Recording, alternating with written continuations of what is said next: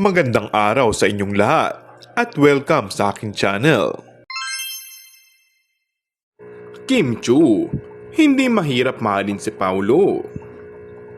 Nagbahagi si Kim ng tungkol sa pagsisimula ng friendship nila ni Paulo Avellino. I guess yung friendship namin nagkaroon ulit ng isang branch. Kasi di naman namin in-explore yung showbiz side. But now we can say na parang okay. Medyo nakapagtrabaho na kami. And medyo makikilala niya na ulit yung isa't isa sa kung paano yung discipline ng isa't isa with craft. Aniya. Gayun pa man, nilinaw naman niya ang mga balita na may namamagitang romansa sa kanila ng kanyang co-star na si Paulo, taliwas sa mga napaulat.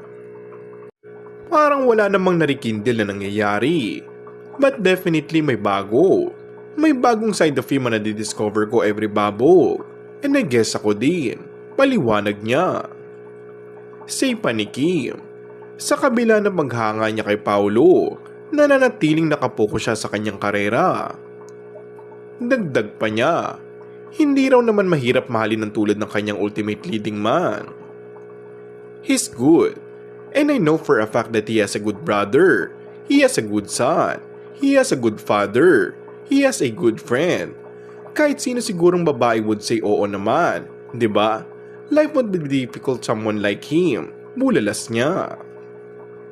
Sa mga nangungulit naman sa kanya, kung bukas ba siya sa posibilidad na pwedeng ma-develop siya kay Paulo, ito naman ang kanya naging tugon. Basta no matter what happens, no matter in our lives or in our careers, we're always gonna be there for each other. That's what I can say. Pahabol niya. Kung bago ka lang sa aking channel ay mag-subscribe at pindutin na rin ang notification bell. Maraming salamat!